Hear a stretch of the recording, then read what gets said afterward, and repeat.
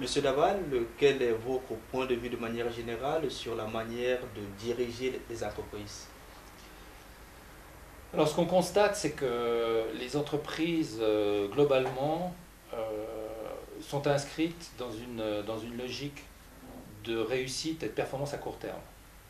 Donc fatalement, par le biais qui est pris de ce point de vue-là, réussite impérative, ça donne en fait une forme de management très, très saccadé, très dirigiste. Pourquoi? Parce qu'il faut des résultats.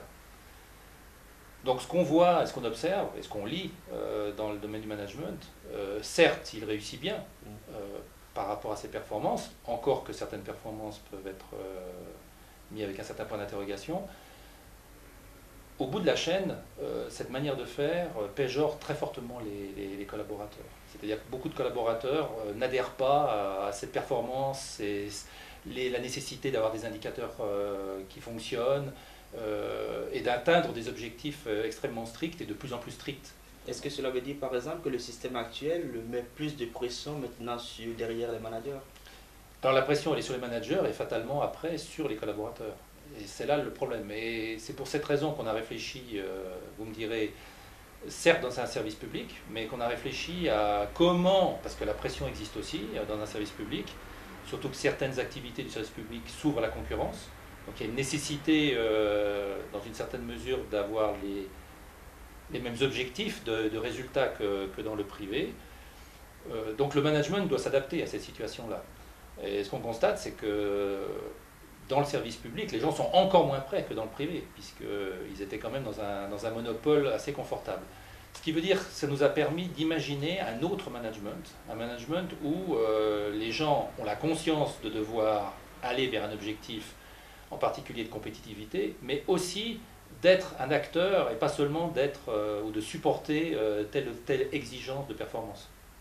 Mais est-ce qu'il est possible d'implémenter une telle stratégie dans une économie réelle? Alors la preuve que oui, parce que le service dans lequel je suis, qui est dans le domaine électrique, est ouvert, en tout cas en Suisse, partiellement à la concurrence. Donc les résultats doivent être là. On a des indicateurs de performance qui nous sont imposés par la loi, tout simplement. Les collaborateurs en sont conscients et on les a préparés à cela. Et on les a impliqués à cela. C'est ce qui nous a conduit à aussi imaginer de poser toutes ces idées et puis toute cette cohérence qu'on a mis entre efficacité et y impliquer les collaborateurs dans le livre Manager, devenez durable. En d'autres termes, alors, l'implication des collaborateurs est essentielle pour la bonne gestion d'une entreprise. De mon point de vue, ça va devenir de plus en plus essentiel. C'est simplement Internet qui nous dit ça. Regardez Wikipédia, regardez les grands développements sur la plateforme Linux. Tout ça montre que le côté participatif, c'est vers ces directions-là que l'on va. On nous dit on va vers le management 2.0 en parallèle avec le web 2.0. Et qu'est-ce que c'est que tout ça? C'est cette nouvelle manière d'aborder le management. Et on n'a pas tellement le choix parce que les jeunes qui arrivent veulent travailler comme ça. Ils veulent travailler avec un côté motivant, un côté incitant et un côté participatif. Et ce management-là, il faut le mettre en place. Mais quel est le frein alors pour que ça puisse être adopté par toutes les entreprises? Puisque si on voit des bienfaits de ce que vous êtes en train de dire, ça devrait aller de soi afin que les autres entreprises l'adoptent. Alors oui, mais simplement, ça nécessite de changer le mode de management actuel. C'est-à-dire entre imposer une direction avec des obligations de performance et d'indicateurs sans rendre participatif ou faire accepter cela par les collaborateurs, ça c'est quand même un change management fondamental. L'autre chose, c'est que je pense que les managers, surtout actuellement en période de crise, sont dans une spirale de nécessité de réussir.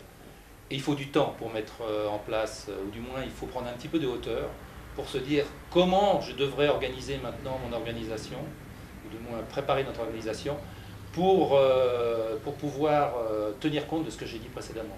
Et je pense que c'est peut-être ça le problème, c'est que les gens ne prennent pas le temps, ou ne veulent pas avoir le temps, ou n'ont pas le temps de prendre un petit peu de hauteur pour aller dans le sens que vous dites. Et ils vont devoir y aller de toute manière. Merci, M. Daval. Merci à vous.